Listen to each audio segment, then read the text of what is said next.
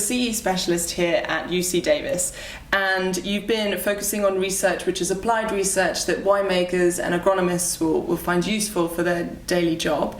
Over the last few years, you've been working with Cabernet Sauvignon and testing out how to best make it in the optimum conditions in the winery. Can you share some of your tips and advice to winemakers about the results of your research? Sure.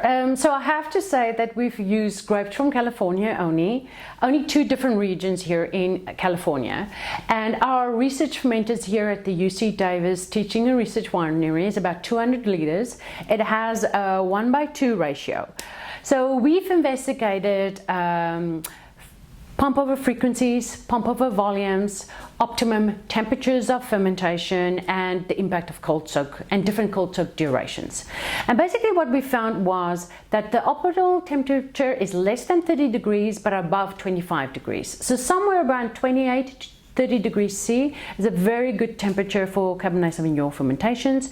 We also found for our fermenters, half a volume twice a day is more than enough.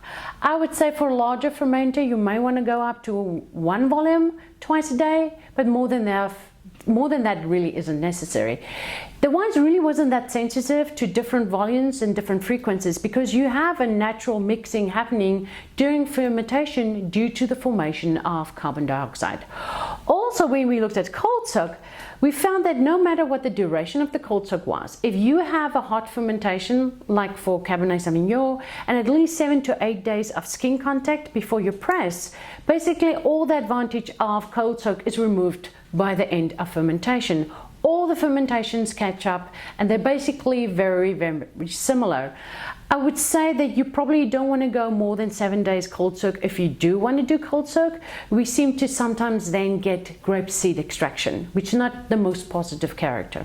Excellent, that's really useful. And then the other area that you've been looking at is in the vineyard.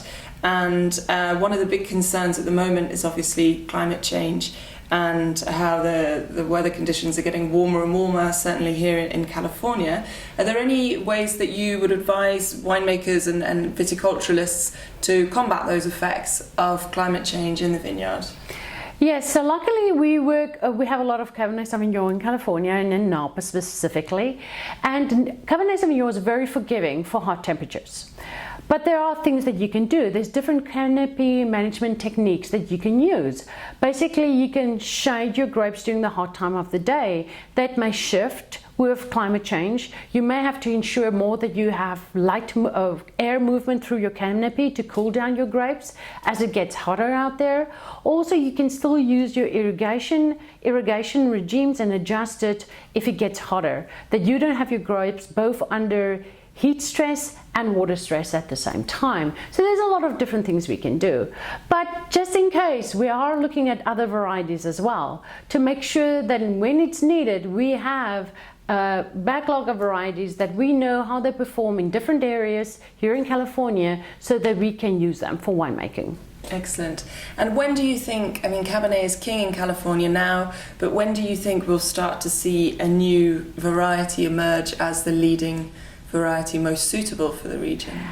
Definitely not in our lifetime, and I think probably not in our kids' lifetimes, but perhaps for our grandchildren, I would say. Do you have any inkling as to what varieties those may be? Oh no. Look, research is really ongoing still to looking at varieties that's more heat tolerant. And there, I can tell you there's some real contenders out there. Nothing that tastes exactly like Cabernet Sauvignon, but you never know, we still have time. Great, and let's talk about tasting, because the results of your research, you panel taste. I mean, how can you get solid positive or negative results through tasting, which is quite subjective? There it's all about training, and you need enough panel members. So we really try to have around 8 to 12 members.